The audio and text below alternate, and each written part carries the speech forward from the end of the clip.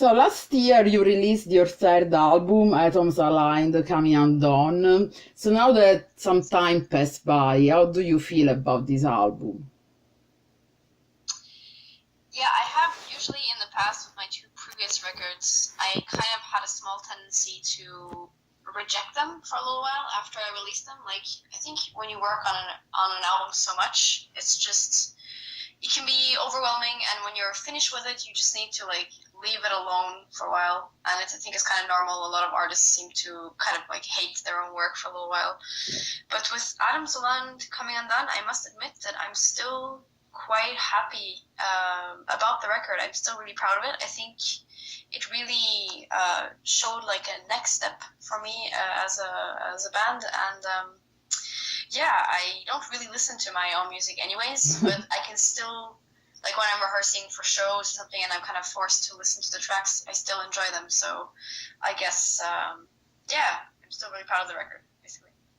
And you received a lot of positive feedback and even got nominated for an important award in Norway. Did you expect all this? Since the very beginning, when I started making music, I mean, I didn't have any expectations, actually. I didn't really imagine that it would be possible at all for people around the world to be interested in my little thing, you know, my little project. So when I released Atoms Aligned Coming Undone, I really hoped that other people would feel something while listening to the songs, that it could bring them somewhere or like remind them of something or make them feel something. And I was so happy when I saw that it was actually the case, and the record did get a lot of nice feedback, which is always so humbling and heartwarming, and that's basically all you ask for as an artist, is for people to really get your music. And yeah, being nominated for the kind of Norwegian equivalent of the Grammys, which is the Spellemannprisen, was a complete bonus. I really didn't expect that to happen at all. But when I did find out, I must say it was a huge honor. Even though it's Norway, you know, it's like a small country in way up north that nobody necessarily relates to. It was really, really cool to get this nomination. And it has opened some doors for me in Norway, which has been great because it hasn't been the biggest market for me yet with Sylvaine. So, yeah, I didn't have any expectations, but they were exceeded anyways, and I'm very, very happy with everything that I've heard so far about the album. Yeah, and Norway anyway is very important in the music scene, despite being a small country. Yeah, that is kind of true, isn't it? Yeah. We do have a lot of good like electronic music, electronic dance music, pop music. There's a lot of cool indie bands and stuff like that. So, and of course, the metal scene, which is still very much alive in Norway. So that's true that it's not a nothing country in this sense. Yeah. So do you usually pay attention to reviews and fans' comments online on social media? You know, it's something that I think everyone agrees it's not necessarily a good thing to spend too much time like trying to read reviews or reading things that people write or watching videos of people talking about your project or your album or whatever, because in the end, I mean, you made something because you had something to say, and that's the most important part. When it's done, of course you want to share it with other people. You want them to feel something too. But yeah, it's always nice to read nice reviews, to read nice comments, but I think it's important not to focus too much on it, because I think it can very easily be consume you as an artist. So for me personally, I do read. I mean, I'm not going to lie. Of course, I do read reviews and stuff like that. And especially like the first weeks after the release, it's always a bit exciting to see what the record is doing and like if anyone really cared about the release or what people are thinking. But in general, what touches me the most is actually when people write me just like small messages, you know, on my Facebook page or like on my Instagram or to my email or something, just to, you know, say a little something about what the record made them feel. And that means everything to me. When people write me like that, I'm so humbled and I'm so amazed that people can actually be interested in this band, and that makes me feel super, super happy. And in fact, every song feels personal and dreamy. So how important is for you to express your emotions through music and words? It's everything for me. The only reason I make music is because I have some stuff that I'm basically processing through music. Like most artists, I think they use their art, if it's writing, if it's painting, if it's music, whatever, they use it to process things that they can't necessarily in any other way. Like maybe it's difficult to put into words, maybe it's difficult to put into like a concrete idea. So therefore, myself included, I make music to try to basically take things, usually things that are difficult for me at least to deal with, and find a way to deal with them and to process them and to get them out of my system, at least temporarily. So emotion is the only thing that drives me to make music. For me, that's the only thing that's important in music. That should be the main intention behind music for me, to express something that you really need. There's like some kind of deep need to express.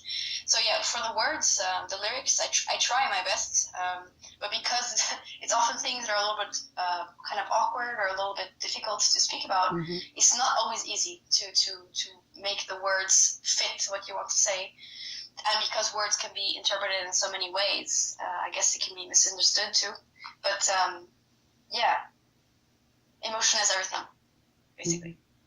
And as always, you are the sole composer of all music and lyrics. So what do you enjoy most about creating everything on your own? I decided to do this project on my own to keep it as personal as possible. So, and this way, I am writing everything, both lyrics and music. What I enjoy the most, that's a really good question. I really like the whole writing process. I think the best is like when I'm just in the very beginning and I actually find that riff that I know one day is going to be like a song that I'm going to be proud of. That's always a really cool moment, or like the moment when you find a full structure for a song. I also really love to work with layering, so like arrangements, layering vocals, layering guitars. I really like to try to use guitar in all kinds of different ways, not just as like, typically played chords or melodies, but I really like to play it with a bow or like with e-bows, or use it as a percussion instrument, like hitting on it with different things and stuff. I really like that. Like the arrangement part is really, really fun, I think. Also, vocal, like choir arrangements are really cool too. But in general, just the writing process is usually, even if it can be a bit painful because sometimes, you're really like insecure about what you're doing, it's still a really, really fun process, and it's kind of magical seeing things building piece by piece. But would you consider collaborating with some other musicians or singers in the future? Working with guests is actually always really cool because you have like a completely different set of impulses because they are their own artists and everything. And for Adam's Line Coming Undone, I was already working a little bit more with Stefan or Nej from Alcest. He did the drums on this record as well as on Wistful, but he also wrote a little bit on my last record. He did some bass lines for me, and that was really cool. It was already doing a little step like towards letting go like a few small parts, and it was really cool. It's something I thought about before to work with, to more and more incorporate other artists. It's just, I have to admit, like I'm kind of a control freak, and it's a little bit difficult to let go. So maybe I would like to, because it's always cool to work with other people, and there's so many talented artists out there, so it would be really cool to work with more people. Right. In fact, I was going to ask you what made you decide to have Nej and actually also your father playing the drums in the recording. So basically, I also play drums myself, but I know my limits there. I know it's not going to be as good as what they both can do. So I decided for the first record, I already decided that I wanted to work with my dad because family is really important to me. So it was not only is he an excellent drummer, and he has been for like many, many, many years, so I knew that he would be up for it. I knew that he would be doing a great job. But it also means a lot to me that there's these albums here that will be there forever, where you can hear the product of my dad and my relationship.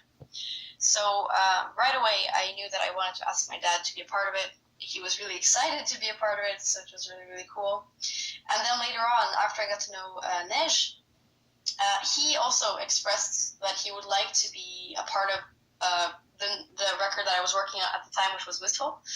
And I was like, okay, well, why don't you try playing some drums? Because he said that he was interested in getting back into drums. Mm-hmm. I was looking for someone to play a bit more kind of like metal style drums, because my dad is more in like a jazz rock scene. So it was kind of the perfect timing and the perfect match. And that's why I decided to work with him, because I love his band. Alsace is an amazing project. He's an amazing musician. He's an amazing person. So it was really, really a cool match, because he really understood what I wanted for the songs. And yeah, both of them they worked out super well, and they were both very enthusiastic. So therefore, they became natural choices to include on my records. Right, I was gonna say, you're really lucky to have a father that can play drums. Not everybody. Yeah. Absolutely, I feel so lucky, and it's so cool that he wanted to. He's like he's turning 73 this year, so wow. he's older, but still, he was like, yeah, doing blast beats, and it was so cool. I will always cherish these memories we had together in the studio. Definitely. Now, regarding music style, how would you describe how you wanted this album to sound?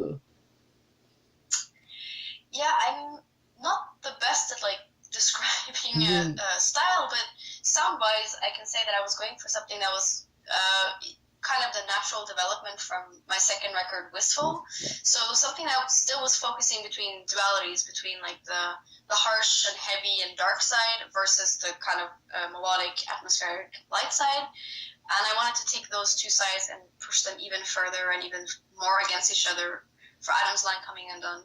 Because the feelings, the emotions that made me write the record were more extreme. They were more, urgent in a way.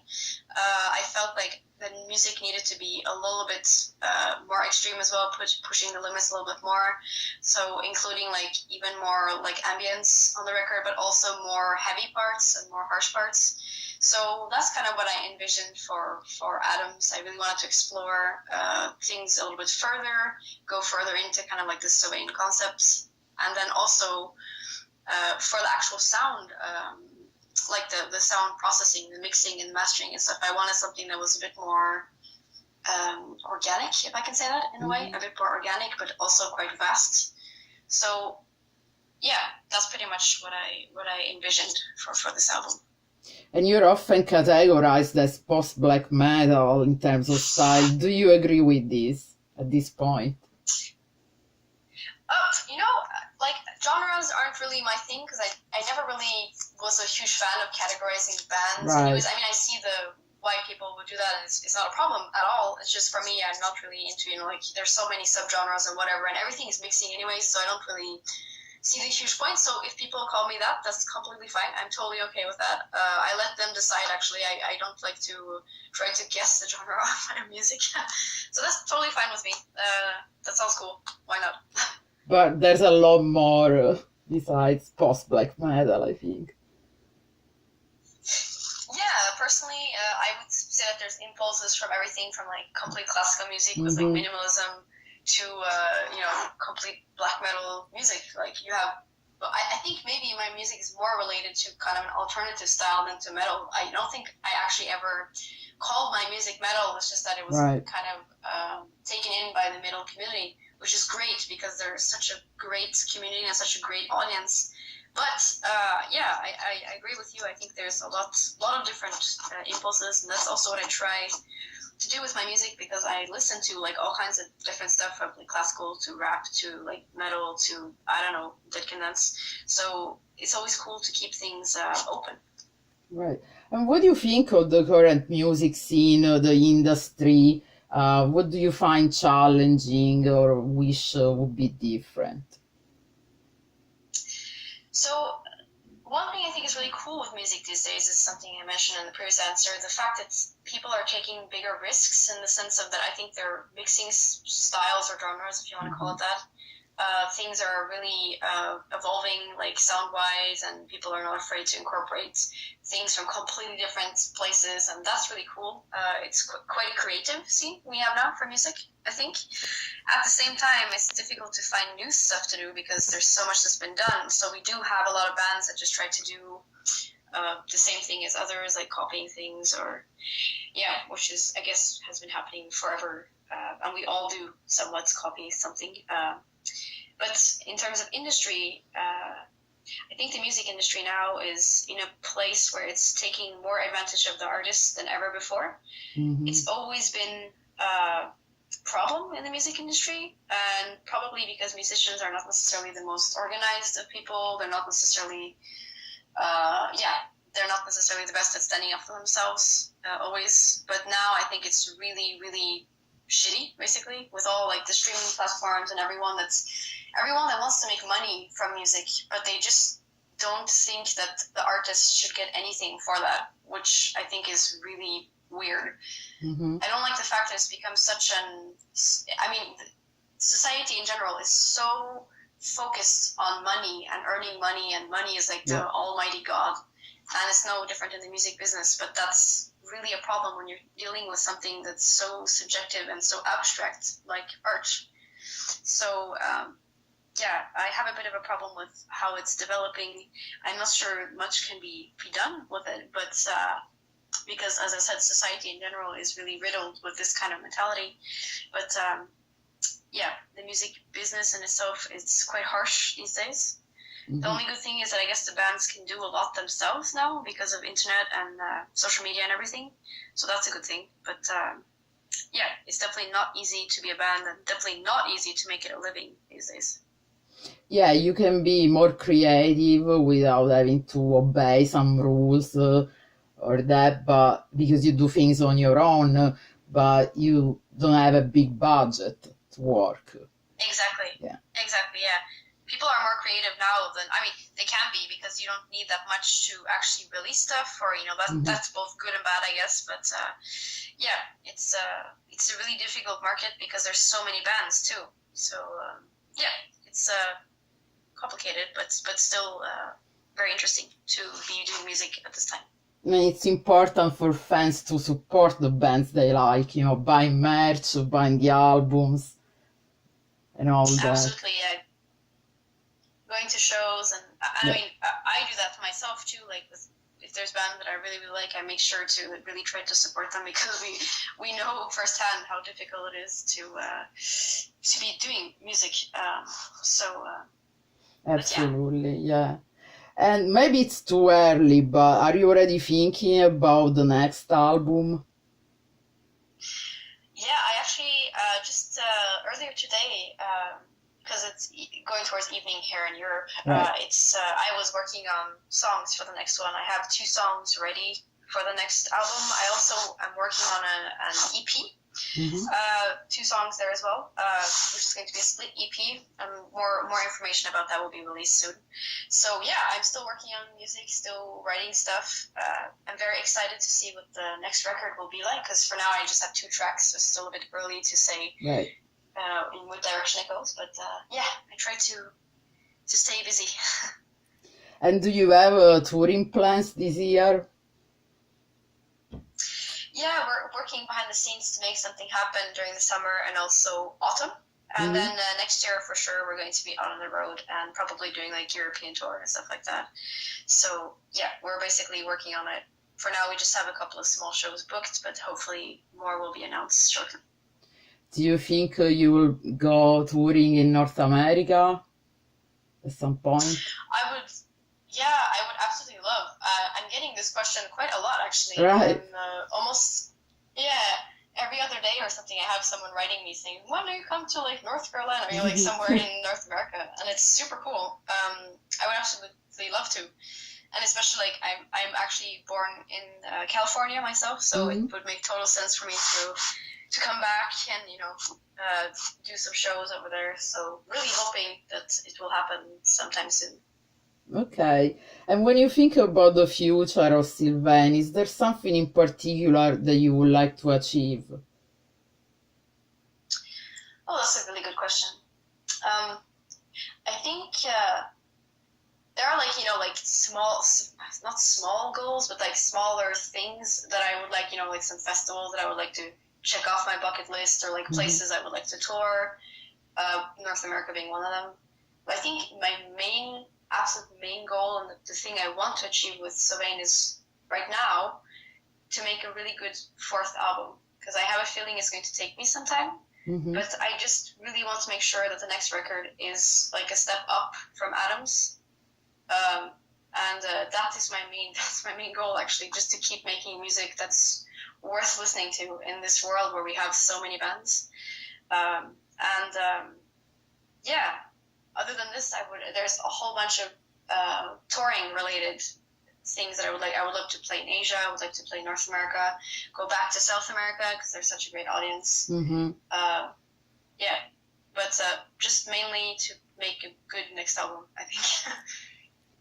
Well, we wait for the EP information in the future and the new album eventually. So good luck with everything, and thank you so much for the interview. Thank you so much. It's been really nice speaking to you. And thank you so much for giving me the opportunity. It was very, very nice.